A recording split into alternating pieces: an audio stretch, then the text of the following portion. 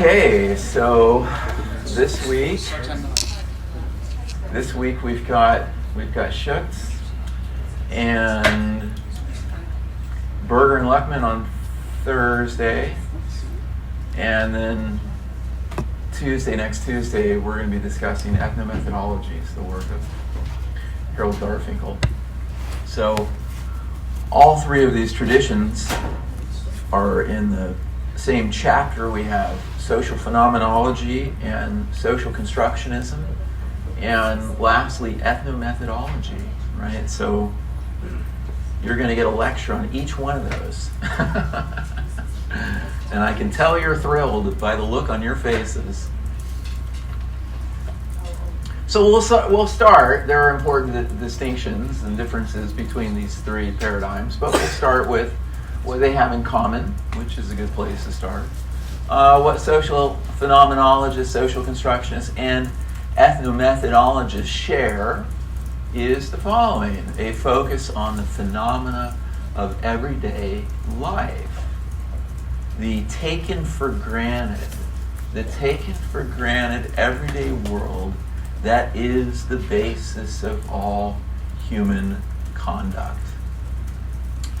So social phenomenologists such as Alfred Schutz, or the social constructionists such as Berger and Luckman, or our very own Harold Garfinkel, the ethnomethodologist, they would all say that in order to live in society, social realities must be taken for granted, right? That there is a facticity, that's the term that they like to use, that there is a facticity to the taken for granted world.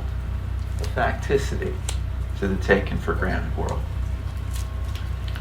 That we treat social realities as real and as objectively real. That is to say, not only real to you, but real to others. So we encounter in everyday life the facticity of social reality precisely because there are things that are real to you that are real to others. They are real in common. Each theorist offers an explanation for the facticity of everyday life. That is to say, how and why social reality assumes an objective and an orderly character.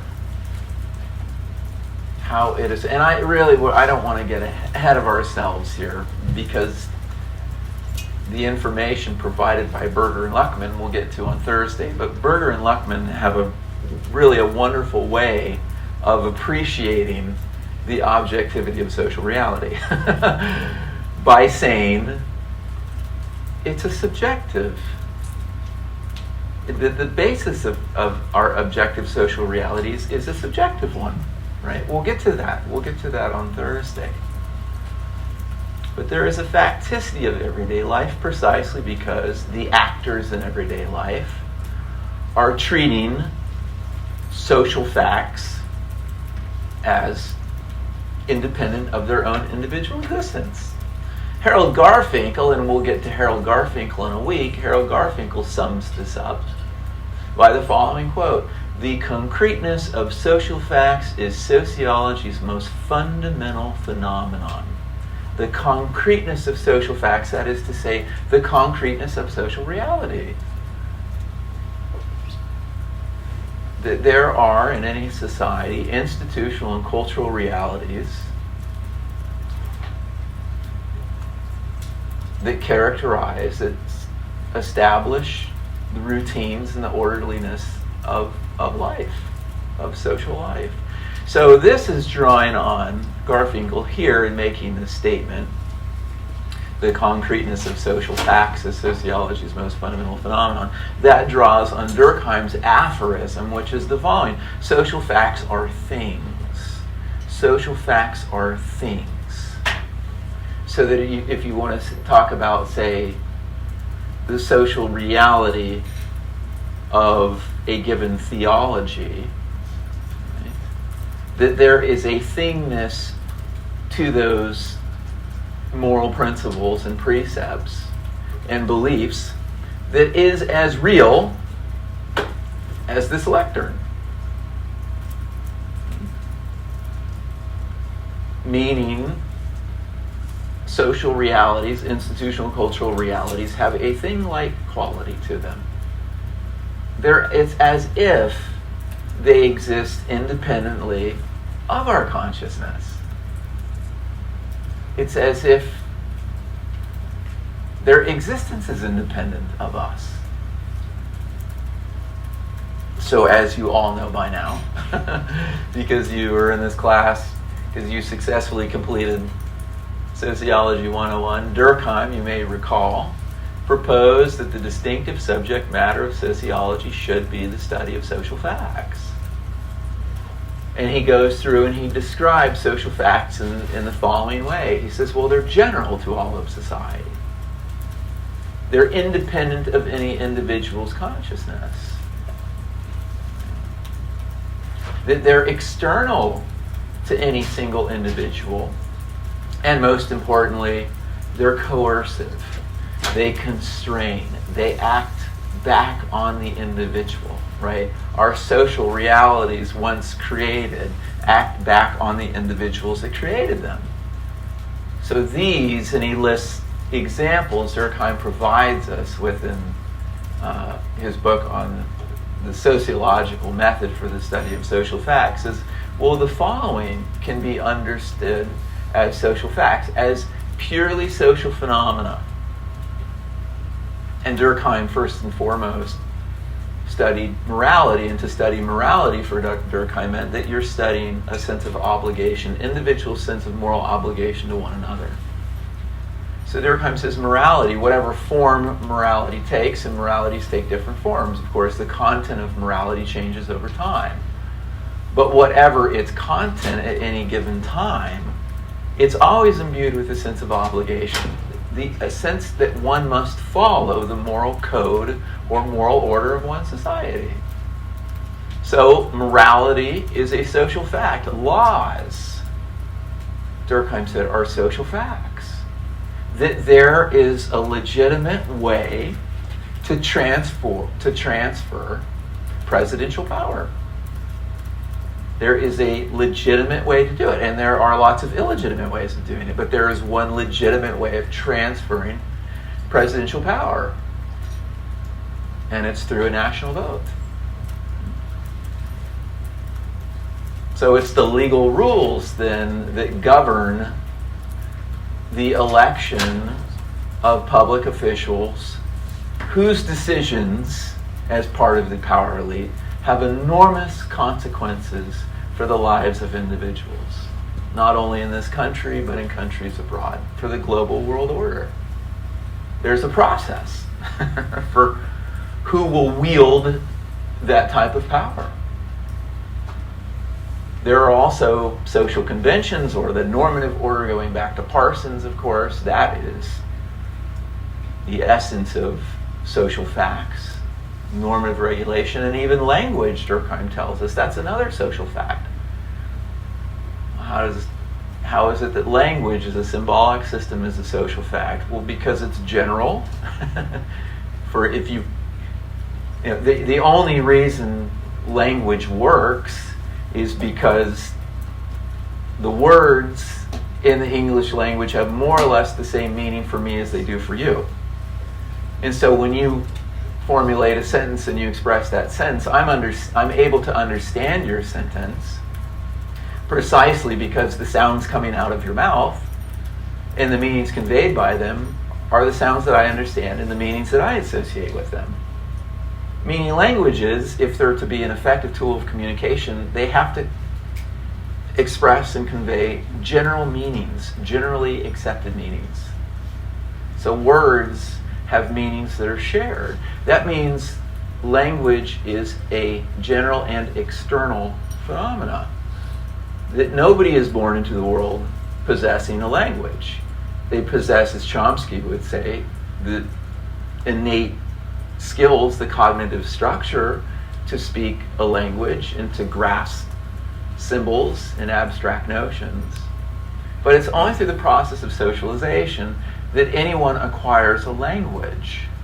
Meaning language exists independently of the individuals that are entering the world.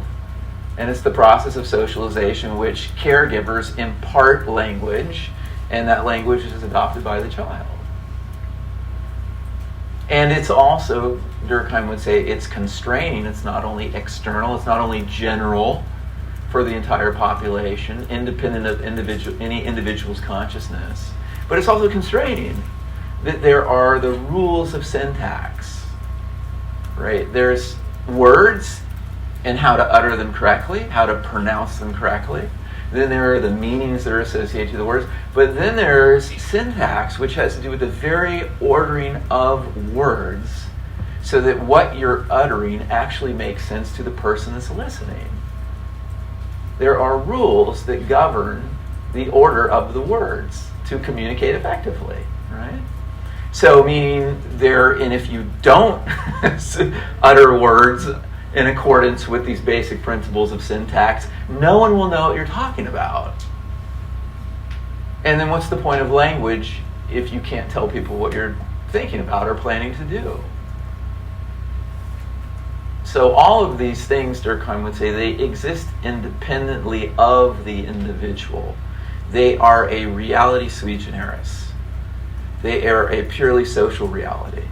If there's only one person that exists in the world, there's no reason to have a language because there's no reason to communicate with anybody else. There's nobody else to communicate with. Or I can remember when I was a kid watching a show, one of these PBS specials about a person who was about my age, and they devised their own language, and they came up with their own language and a whole set of symbols and all that, and I thought, wow, that's really interesting. And then years later I thought, well, but is it interesting? Because you can't communicate with anybody else unless they know the language. Languages are only useful when communicating with others.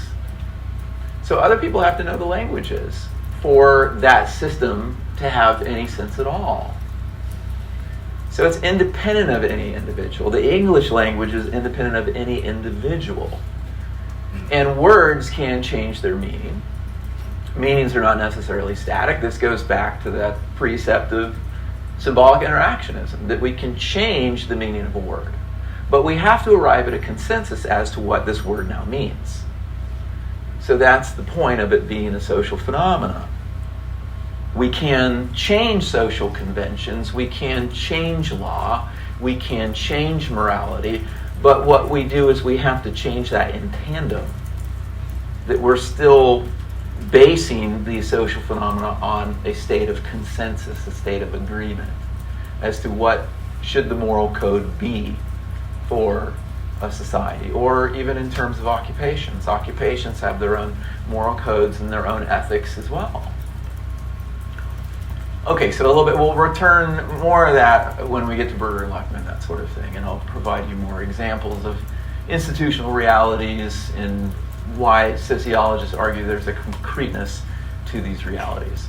All three of these approaches, though, again, we're going back to what they share before getting into the ways in which they're different. All three of these traditions, social phenomenology, social constructionism, ethnomethodology, they are all indebted to the work of Edmund Husserl. And Husserl, this is going to get, for a few slides, very abstract, very general, it's very philosophical, because, of course, Edmund Husserl was a philosopher, right? A philosopher. So Husserl is credited with originating the philosophical tradition of phenomenology. And it starts as phenomenology with Husserl, with Alfred Schutz. It takes on more of a sociological character. It becomes more sociological, and that's how we get to social phenomenology. What is phenomenology? What is anybody, by chance, having to take a phenomenology class in the philosophy department? Nope. Okay. That's all right. I did, but that's okay. That was my minor. I was into that weird stuff. I don't expect you to be. Phenomenology is the study of consciousness and the objects of direct experience. So the phenomenologist operates from the first person point of view. It's the study of consciousness, the way in which we apprehend things, the way in which we understand things. And by the way, Husserl, I mentioned this, the work of Max Weber in the context of symbolic interactionism. Husserl's ideas were very influenced by Weber's work. And Weber was the one who advocated that sociology should be a study of meaning. Right? Sociology is a science, right? But one that seeks to explain why people do what they do through establishing the meanings that motivate people to engage in the things they engage in, that sort of thing. Right? But Wehrstein, that idea is that you try to get into the shoes, you try to see things from the point of view of your subjects. You try to understand, say, why a Calvinist would do what a Calvinist does by understanding first, how does the Calvinist understand the world? What is the worldview of the Calvinist? Once you grasp the worldview of the Calvinist, the meanings that are assigned to things, then you can understand why they do what they do. So it's starting there. It's the study of consciousness, the objects of direct experience from the first person point of view. Unlike other approaches, phenomenology does not require an analytical stance of detachment, which we would say is necessary for conducting research, right? That posture of detachment, or that posture of objectivity, or maybe what some might call neutrality. Nor must one know the esoteric systems of thought that constitute the discipline of philosophy. It's a very DIY school of thought within philosophy. We're really starting with Descartes, his inference, I think, therefore I am. Cogito ergo sum, I think, therefore I am. And this is what offers the substance of investigation. I think it's the nature of consciousness. It's the types of consciousness, right? The phenomenologists are interested in studying. So phenomenologists are very much studying the lived experience, and the lived experience is a primarily cognitive phenomenon. It's something in which you understand the world. You have awareness of yourself in the world. You have awareness of the things that exist in the world. You are operating based on the meanings that those things have for you, right? This is the substance of investigation for the phenomenologist. A little bit more on Descartes. I know you're begging for it. Since Descartes' influential subject-object distinction, or mind-body dualism, philosophers have sought to explore the relationship between the subjective and the objective. What did René Descartes try? What was it that he was trying to achieve? A position of certainty. Certainty. So the Cartesian method is, you've probably heard that term used before. The Cartesian method, it's the method of doubt. Doubt everything until you can prove its certainty. So it's the skeptic's approach to arriving at certainty. Of course, why is certainty important to scientists? Certainty is validity, validity is truth. It's the pursuit of truth. And what we say is truth is that which is certain. But how can we be certain of things in a world that deceives? Right? So the Cartesian method is a process of systematic skepticism, doubting things, and establishing criteria for establishing the certainty of things, the truth of things. Right? So that's what led Descartes to reason, I think, therefore I am. I must be. I must exist by the nature of being aware of my own cognition. Kant's transcendental method uncovered the a priori categories of understanding or apperception. Right? But when Descartes reached his conclusion, I think, therefore I am, and this is what I can be certain of in a world full of doubt and mystery, deception and lies, etc., things like that, he did create what philosophers call the mind-body dualism. Right? that the thought is real. But what about the body? Okay, anyhow, following Kant, there has been sustained interest in the following, in analyzing the knower. That is to say, analyzing the person that is perceiving. And this is Weberian, and this is Husserl, right? Kant. These are the categories he uncovered. Maybe you took an intro to philosophy class, probably talked a little bit about Kant. The universal imperatives, these general categories of understanding which makes reasoning possible in the first place.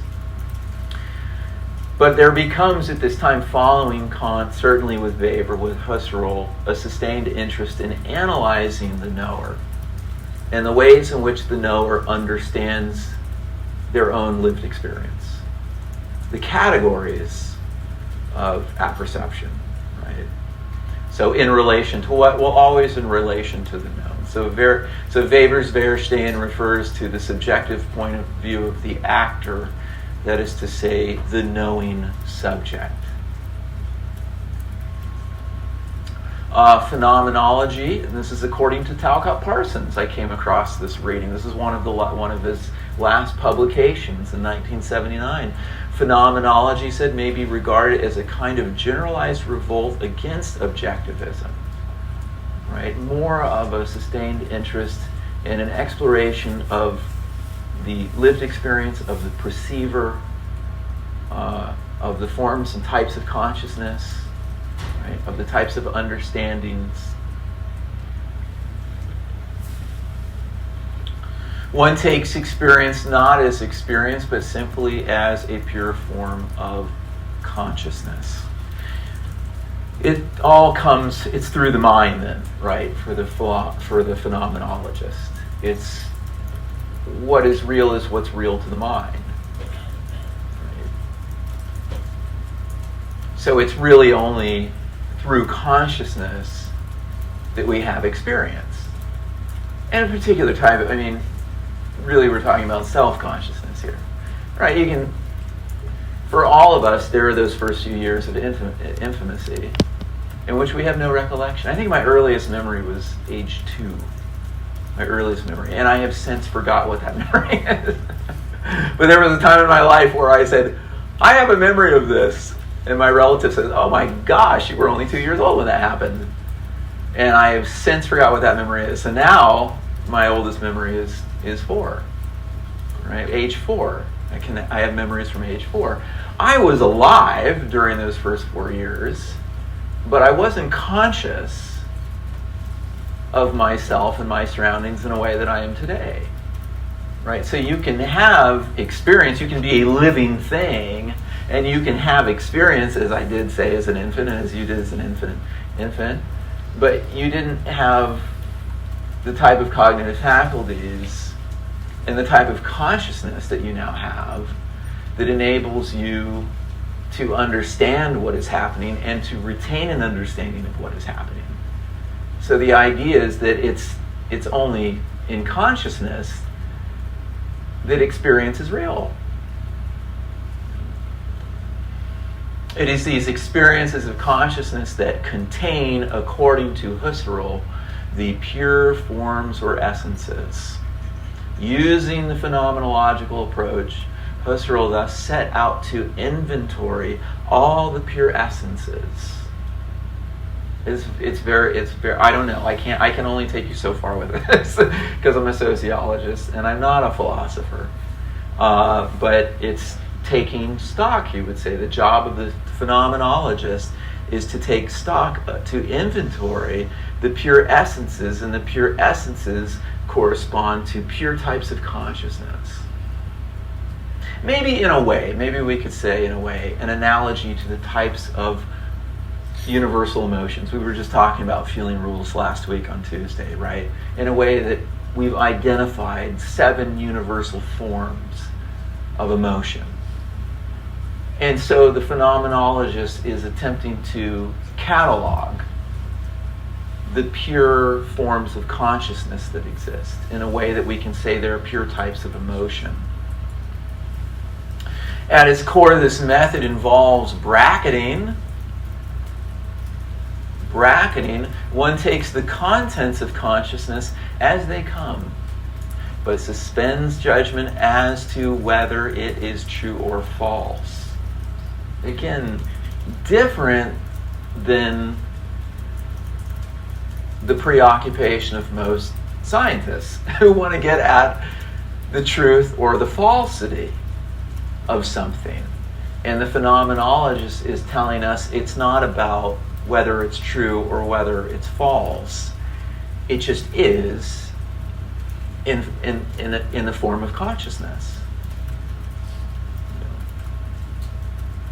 Let's say anxiety, right?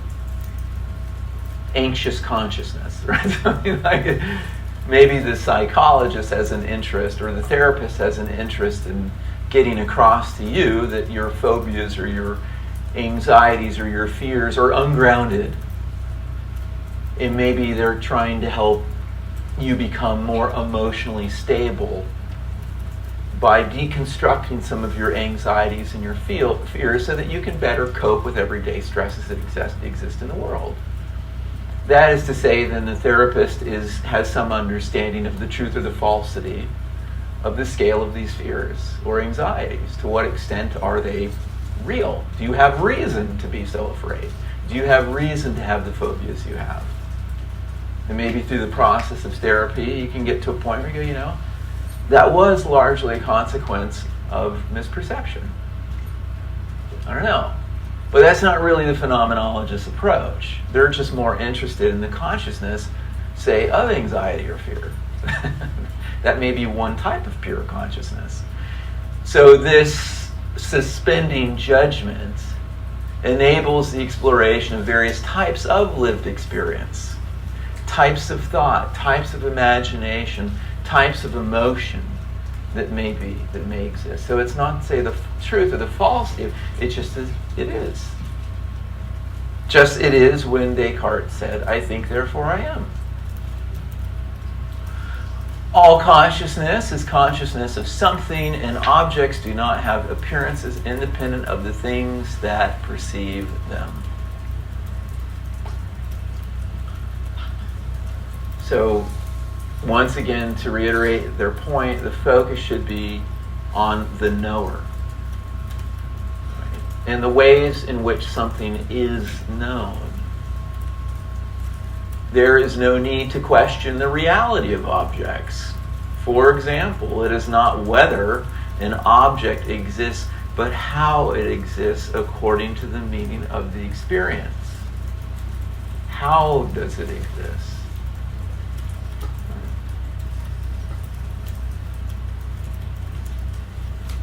The existentialists would say, experience precedes essence. We are who we are because of our lived experience and the types of consciousness we adopt in relation to objects in the world. And there are different ways of relating to the different objects that exist in the world. But how you relate to the objects that exist in the world will constitute who you are, your identity.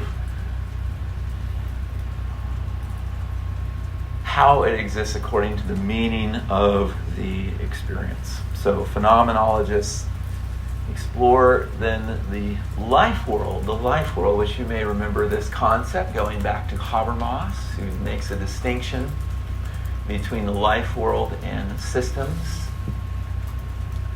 The life world refers to the world of existing assumptions and understandings as they are experienced and made meaningful in consciousness. There are many types of political regimes that exist. Democracy is one of many. Representative democracy is one of many. There are many ways of acquiring power and authority and exercising power and authority. Right? But in a democratic republic, part of what constitutes our inner subjectivity consensus is the belief that the democratic way is the best way for the distribution and exercise of power. And there's a process. for voting people into election, voting people into office, voting people out of office, et cetera, et cetera. Assumptions, right? Assumptions that these assumptions don't come from nowhere. They come from other people. They come from significant others. The whole process of socialization is absorbing that universe of assumptions, right? That it's, say, the job of schools, of parents, of other civic associations and organizations to convince us of the legitimacy of these assumptions. Humans experience the world, their life worlds, as made of meaningful objects and relations. So the life world is the personal world, but the personal world is very much also sustained by beliefs that are shared in common with others, the values that are shared in common with others, the understandings, conventions, norms that are shared in common with others. With this approach, Husserl made the life world, or thinking as usual in everyday life situations, as a legitimate object of investigation. So you would, as a phenomenologist, social phenomenologist, you would identify a particular group of individuals that you want to study, and you would study their forms of consciousness. You would study the ways in which those individuals relate to objects in their worlds, right? The objects that are constituted by meaning. That's it. By suspending critical position taking, right now this is the complete opposite, by the way, of the Frankfurt School. Frankfurt School theorists had no qualms whatsoever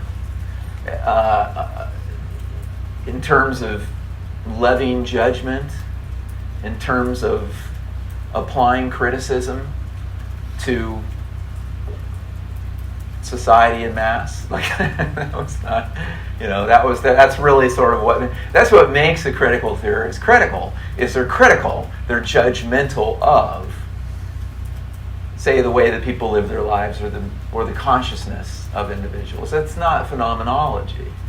It's not the phenomenologist's job to make a judgment, to render a judgment as to that's the correct way of thinking or an incorrect way of thinking. To value commodities as good or bad is really not an interest of the phenomenologist. It's just simply, do they and how do they?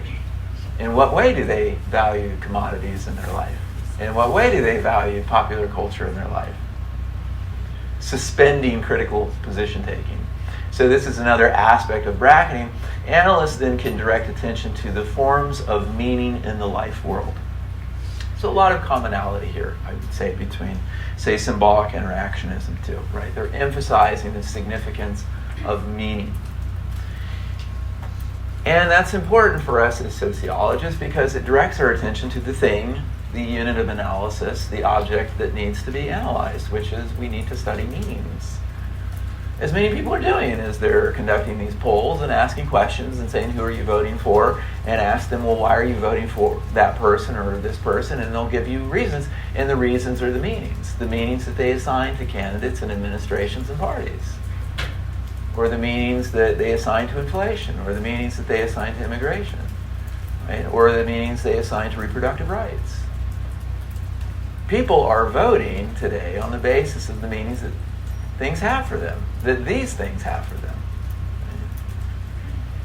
So it's of great sociological significance that we attend to people's meanings, because that ultimately decides the decisions that they make when who to vote for. Okay, so on to Alfred Schutz here.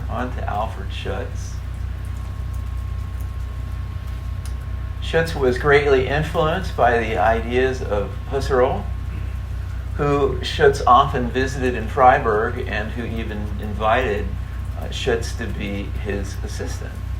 So they weren't just aware of one another's work, or Schutz wasn't just aware of Husserl's work, but he was a colleague, right, or possibly even a friend. In 1932, Schutz published Phenomenology of the Social World, and he took his first academic Post in 1943. It's one of those rare stories, and they're very, particularly these days, probably even rare back then, where he wasn't an academic for most of his adult life. He became an academic, but he was a banker for decades. He was a bank. Can you imagine being a banker and just having these ideas about phenomenology? So he exited the vocation of banking and became an academic in 1943 after publishing Phenomenology of the Social World.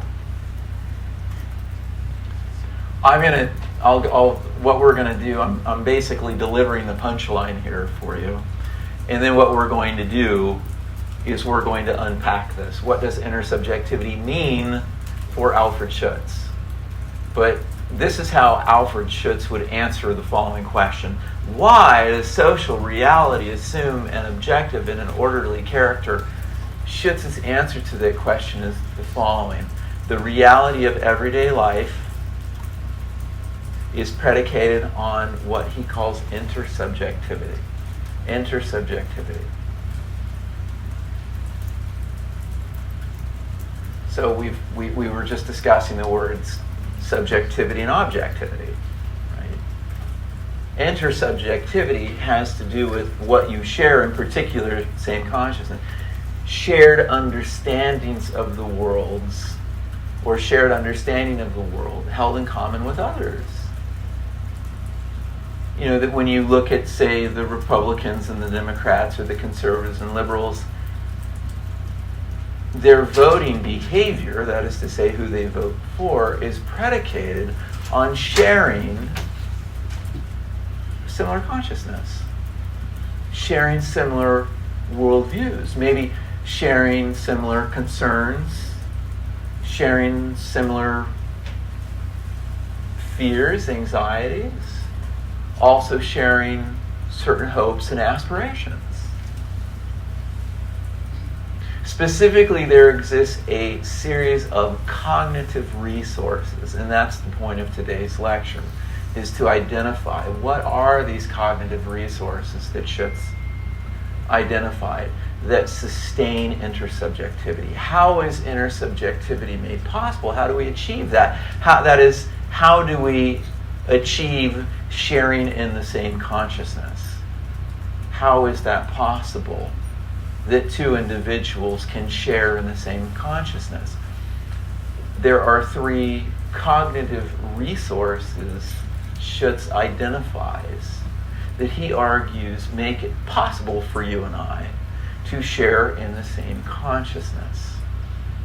So it's a very, as you would expect, coming from phenomenology, which is the study of consciousness, there's a very strong psychological bent to this approach, right?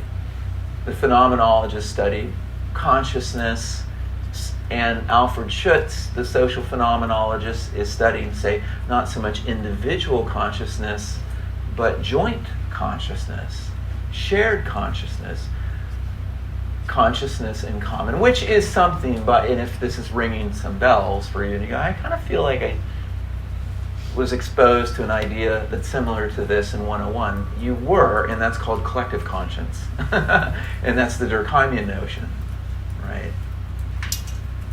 So it's important there's oftentimes sociologists use different words to refer to generally the same thing. But there are a lot of commonalities between Durkheim's collective conscience, or Durkheim's collective consciousness, and Alfred Schutz's intersubjectivity. But what Schutz did that Durkheim didn't do is identify what are the cognitive resources that make intersubjectivity possible. So that's Schutz's own contribution, which is an important contribution. So back to the concept of life world, Schutz's argument is that the life world is an intersubjective world. It is known and experienced by others. So many important sociological studies studied subcultures. When you're studying a subculture, you're studying the intersubjectivity, the world held in common between individuals that are part of that community. Dick Hebdage's work in the sociology of culture called Subculture, right? And he studied punks, and he studied mods, and he studied different types of rock and roll subcultures. But what he found, what he identified, was an intersubject world, a world that was known in common, experienced in common. So intersubjectivity refers not so much to the fact that we share the same empirical or material world, although that can be important, as it does to the fact that we share the same consciousness. We relate to the world in a similar way. And this is also referred to as the natural attitude. The natural attitude. So, looking at the ways in which people relate to the world in common, shared understandings, shared perceptions of reality. We are born into a life world that is pre-given, one that has already been defined by our predecessors. Or how I kind of like how Berger and Luckman refer to it. We're born into a predefined reality. None of us are born into a world that's a clean slate, that's a blank slate. We're the blank slates. As I believe it was either David Hume or John Locke said. We're the blank slates, but we're not born into a world that's a blank slate. We're born into a world that has been pre-given, that has been predefined, and it's predefined by our predecessors. It's been predefined by our ancestors. And the whole process of socialization is learning to relate to the world in the way that they did. Now, of course, each generation will make important modifications to the way in which predecessors relate to the world. Just as the symbolic interactionist argues that we don't simply unreflexively adopt realities. We are told to go along, but at some point we can be critical of the way in which things are done. We can become critical of moralities, or we can become critical of conventions, or we can be critical of maybe the ways in which we use language and the meanings of words. But still, we do enter the world as a predefined reality. And it becomes our job to learn that reality. It becomes our job to relate to the world in the way that our significant others are telling us to relate to the world. As to say, one of the, an early experience, I don't know how commonplace this is. And I don't have kids, so I don't know. Occasionally I observe interactions between children and adults, but it used to be very common when adults interacted with children, they would ask, well, what do you want to be when you grow up? That at that age, or as early as 4 or 5, inquiring into what a person's vocational aspirations may be is actually emphasizing the importance of jobs and careers and occupations. What that adult is communicating to that child, what do you want to be when you grow up, is that in the United States, vocations, careers, jobs, and occupations are important. They're a defining feature of who we are as individuals. And they're saying you should be thinking about what you want to do with your life in a vocational way, in terms of an identity as a worker. It's powerful. It's a powerful sentiment. So we become aware that for our predecessors, for our contemporaries, work is important. Vocations are important. Right? And having some sense of what you want to do with your life in a vocational way, that's important. And it starts early. The socialization process starts very early. It starts very young. The human actor, as a socialized member of society, operates within a life world that is pre-given and already organized, learning the rules of the game. just as any athlete has to do as they make decisions in terms of what sports to participate in. They are learning how their actions are to be organized. This is the world that is taken for granted. But why does it have to be that way? We'll get to more of this with Berger and Lechman. There are different games as it comes to social realities. There are many different games that people play. There are many different ways of playing the game of religion, of playing the game of politics, of playing the game of morality, just as there are many different types of sports to play.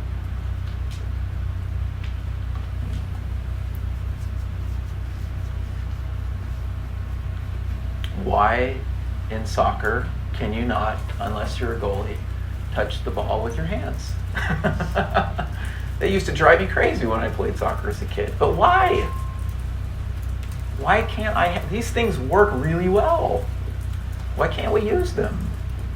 Well, you can if you're a goalie, but what? That's the institutional reality. It's the way in which it organizes your own behavior, your own conduct when you're on the field. You can't touch the ball with your hands, and if you do, it's a penalty. Well, wait a minute, who made that up? Well, that's sustained by the institution of soccer. You can, as there are different types of sports. To where in basketball, the whole point is to use your hands. And no, you can't now kick the ball. So it completely changes. In football, you can't use your hands, but you can kick the ball, and then you get to basketball where you can only use your hands and you can't kick the ball. There are different ways of organizing human conduct and behavior. But if socialization proceeds effectively, we'll just take it for granted that the way that it is the way that it should be, right? That precocious, annoying little kid that keeps asking questions, but why, but why, but why, but why? Eventually they will even grow out of it, and they will come to accept it as it is. And this is how things are done. The conventions becomes, I think, particularly important in professions. Conventions, that there is a certain convention to writing a sociological journal entry. There are conventions. I hate the conventions. Why?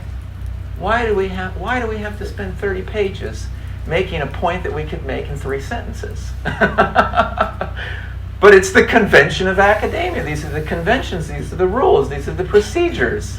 And you can't possibly have a finding without stating a literature review. Okay. Of course, you're going to lose most of your readers in the literature review. They're going to lose interest, right? But it's the conventions of the field. And all the academics that now publish have accepted those conventions, and it becomes the taken for granted world. That this is the way in which you write a sociology article. Could they be written otherwise? Absolutely.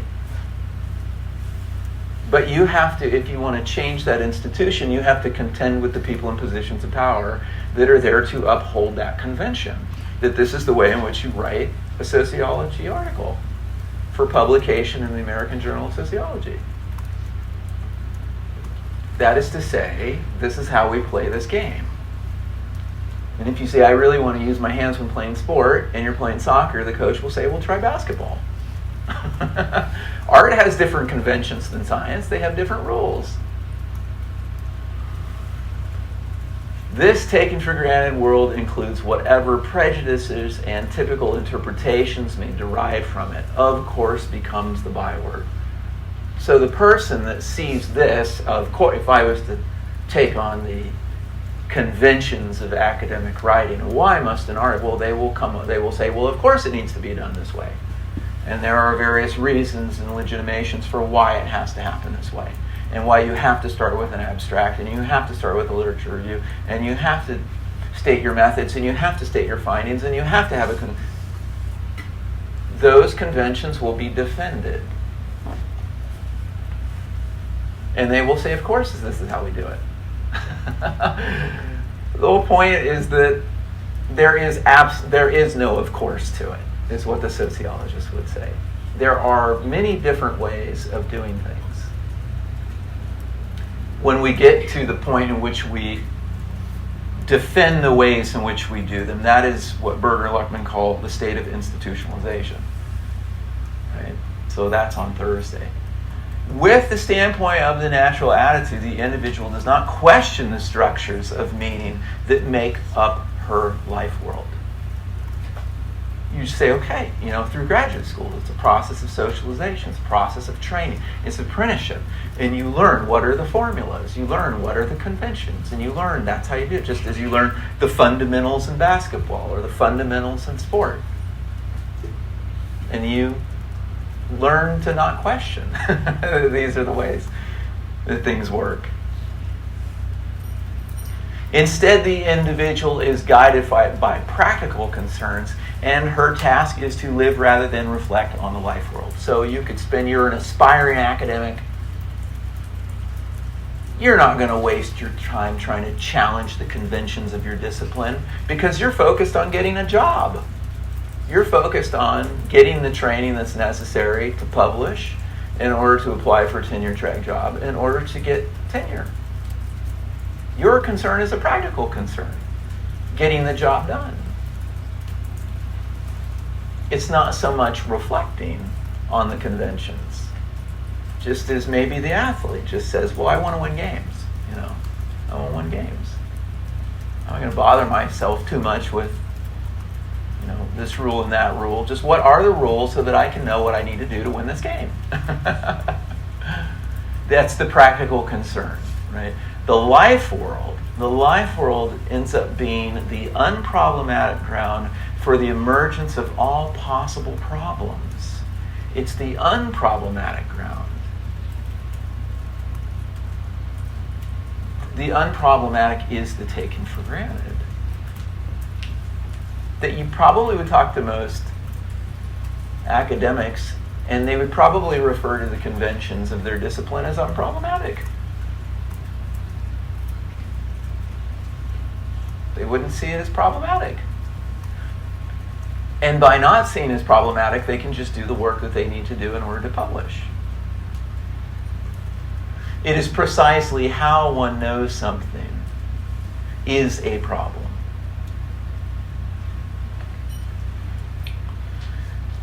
Okay, so here's a great example for you.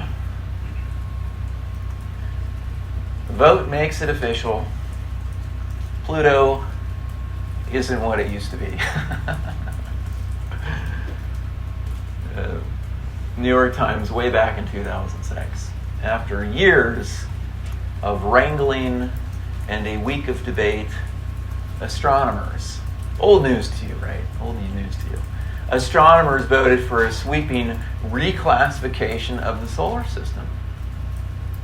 And what many of them described as a triumph of science over sentiment. And yes, I was part of the sentiment camp. No, not Pluto. Pluto's the cutest planet. No. Triumph of science over sentiment. Pluto was demoted to the status of dwarf planet. How dare they? Back to Schutz. What is the unproblematic ground for the emergence of the problem of Pluto's planetary status? Schutz, if he was around today, would answer the following: that it matters to astronomers how Pluto is defined and classified. That planets must satisfy a basic definitional criteria. That is the unproblematic ground. That is to say, that is the agreement among these scientists, that it matters to astronomers how Pluto is defined and classified. That the systems of classification that we use that designate objects in the universe, that it matters how those objects are classified, how they are named. That's the unproblematic ground. Because you might say, well, who cares? Who cares? Well, but you're not part of that intersubjective world of astronomers, which in order to be an astronomer, you have to care about these systems of classification.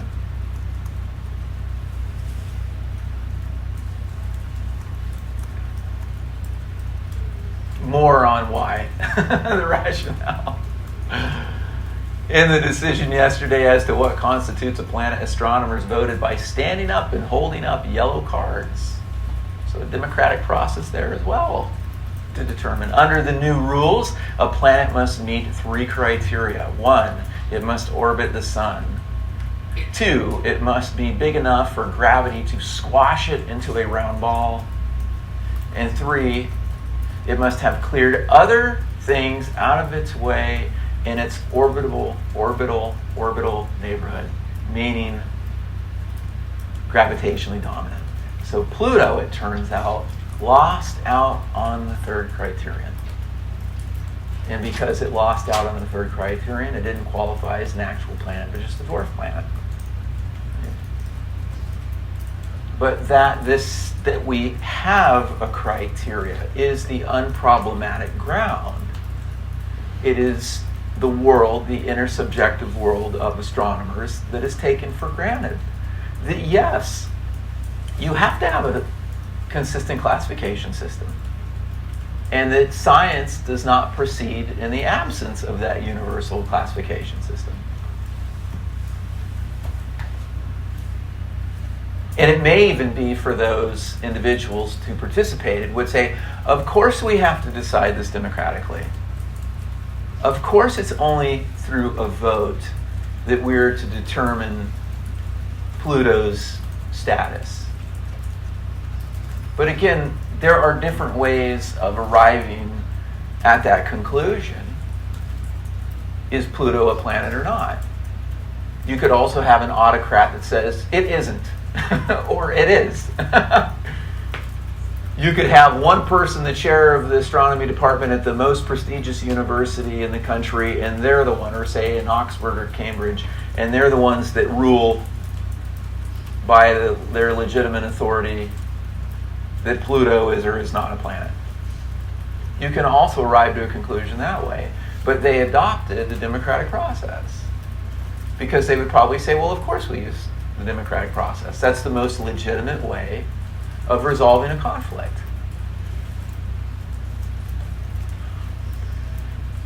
So getting to these cognitive resources, which is really the gist of it, right? Further, Schutz's study of intersubjectivity led to the identification of common cognitive resources. Those 3 resources Schutz refers to as stocks of knowledge, as recipes, and typifications. So those are the 3 cognitive resources that you and I draw on to sustain intersubjectivity, that is, to sustain shared consciousness. That we're drawing on similar stocks of knowledge, that we're drawing on similar recipes, that is, instructions for how to do something, that we're drawing on typifications. Drawing from Berger and Luckman, and again we'll get to their work on Thursday, the natural attitude is the attitude of common sense knowledge, precisely because it refers to a world that is common to many. How do we get to common sense knowledge? It's the world shared in common. It's what anybody would know. But anybody then must be drawing on the following cognitive resources. Okay, so we'll just go through these one by one and give you a sense of what they refer to. Stocks of knowledge. So the first of 3 cognitive resources that Schutz tells us we draw on. These provide actors, he tells us, with rules for interpreting interactions, social relationships, organizations, institutions, and the physical world. The actor has a stock of knowledge about physical things and fellow creatures and artifacts. How is it that we acquire stocks of knowledge? You acquire stocks of knowledge through the lived experience. This is, again, an important, there are, as I've said before, there is a spectrum from genetic inheritance to cultural acquisition that can be used to explain why people do what they do. Schutz is a sociologist in which he's saying that there are these cognitive resources such as stocks of knowledge, but we develop them through the lived experience. It's the acquisition of knowledge. It's the acquisition of knowledge. One is not born with this knowledge, but one acquires this knowledge. What you need to know in order to succeed as a UCLA student, right? And with each year, you continue to add to your stock of knowledge. What is it that works? And maybe you can get to a point where you're a senior and then you can actually impart some wisdom, some advice for freshmen. How do you successfully navigate this institution of higher education? You are able to do it only after you've acquired certain stocks of knowledge. And you may find when you are giving advice to freshmen as to how to succeed here, other people will say that's absolutely right. And other people will agree, showing that there is a shared stock of knowledge. It consists of what has already been experienced and is thus taken for granted. Again, the focus is on thinking about last week pragmatism. The focus for each UCLA student is, how do I successfully navigate this institutional world? How do I achieve what I'm here to achieve? And it becomes less of why are things organized the way they are to an acceptance of things are organized the way they are, and you need to do this in order to pass the class. Or maybe there's some initial resistance to it. Well, why do there have to be 3 exams and not just 2? But at some point, it doesn't matter whether there's 3 or there's 2. The point is you have to pass the exams. And the emphasis becomes one of passing the exams. Taken for granted. It becomes taken for granted that's what you're here to do. So there's a storehouse of consciousness. He knows about the world and he knows what to expect. A new item is filed away in the vast storehouse, stock of knowledge. There's that naivete whenever you're introduced, you're a new recruit to an institution, you have no idea why things proceed as they proceed, how they proceed, but with experience you learn. You start to develop a stock of knowledge as to how does this institution work, and what should I reasonably expect, and what will I need to do to meet the expectations of the role that I'm playing. So sort of what he calls cookery book knowledge. We all have a cookbook of recipes or implicit instructions for accomplishing everyday life. We all have a cookbook of recipes. Of course, a recipe, right, it identifies the ingredients, but it also identifies a process. I recently got back into HelloFresh. There's sort of a thing that my wife and I did during COVID. And I said, let's do this again. Let's do HelloFresh again. You know, where you just get your box of groceries delivered, and then you get your recipe, right? And it's following the nice thing is all the ingredients are there, but there are a set of instructions for preheating the oven and for what you're supposed to saute and what to dice and what to mince, etc., etc., etc. But our daily activities proceed on the basis of these recipes that we've developed, right? And fine-tuning the recipe, right? The analogy of maybe that called for too much sugar, too much salt, or too much pepper, and adjustments are made. But you're still relying on some sort of recipe in order to achieve the thing that you're trying to achieve. So most of our daily activities, from rising to going to bed, are performed by following recipes reduced to automatic habits and unquestioned platitudes. Stocks of knowledge, as I was saying earlier, they are biographically articulated. There is only one way to acquire them, and that's through the lived experience. the extent to which we share our stocks of knowledge are common or in common with one another has to do with how shared our lived experiences are. If the lived experience is very different, then the biographical articulation of knowledge is going to be different.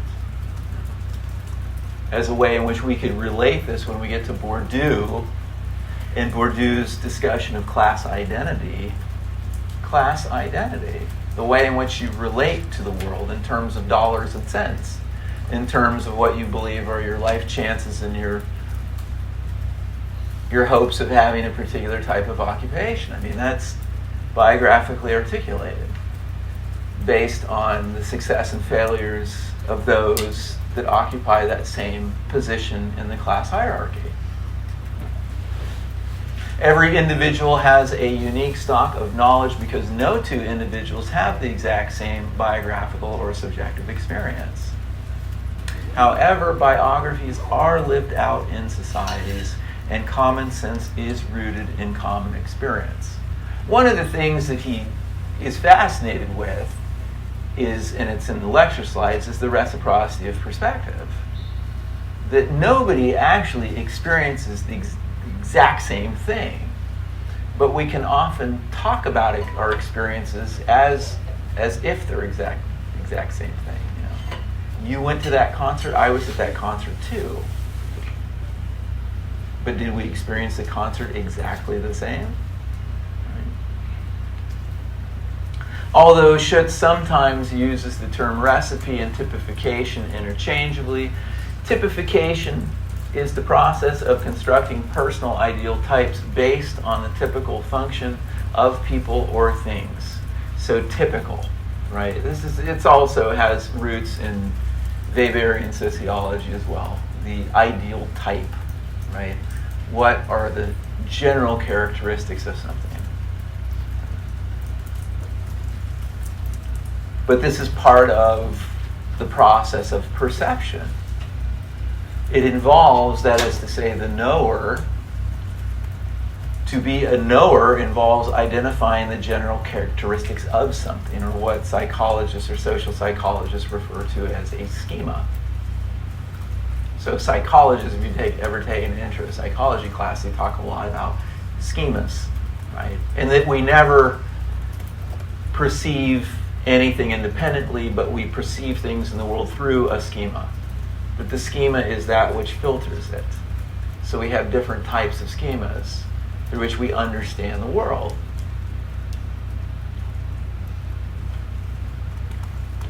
For instance, Schutz tells us, we use typifications and recipes to know how to ask for help in the grocery store.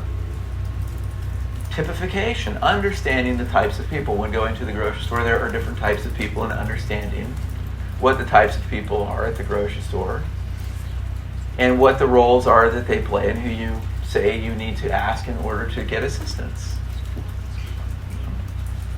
Typification would be being able to distinguish between the people who are like you, who are customers at the store, and the people that actually work at the store. Right? You could go up to a customer, a person who is a complete stranger, and you could ask them, where's the chili? And maybe they have enough knowledge of the inventory or the organization of commodities there that they could tell you. But the typification would be, if you have a question about where is the chili in the store, you would want to ask the person who works there that question. But that's just a process of typification.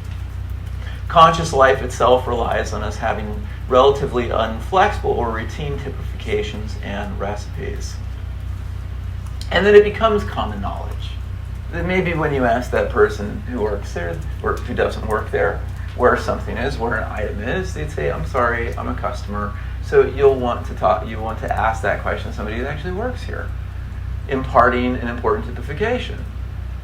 The questions about the location of items should be directed to the people that work at the store and not to customers. And we go, yeah, of course, right? But it could be otherwise, it could be different. It could be the shared understanding that people do know where those items are, and it becomes the responsibility of the consumer to know where the items are. I mean, it's possible to live in that world. Moreover, typifications enable individuals to know their contemporaries in the form of general types.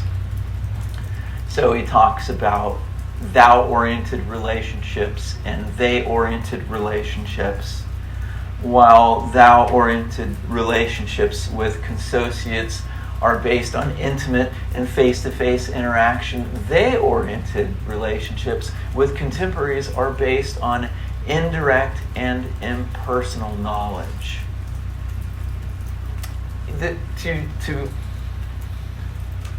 To get things that, a city like Los Angeles, where we have millions and millions of people, there's no possible way, there's not enough time in your lifetime to get to know all of the individuals that live in Los Angeles. You don't have enough, mathematically, you do not have enough time in your life to know each of those individuals.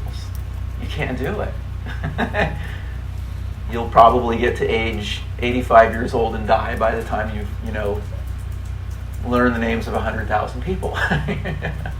So how is it that we can coordinate action? How is it that we can get things done that need to get done? We may not know the idiosyncrasies, or we may not know the individuals that we interact with at a personal level, but we still know the role that we're playing. We still know them by the type of person that they are. And it's knowing the type of person that enables us to interact with those individuals in a functional way, in an orderly way, in a way that's purposeful.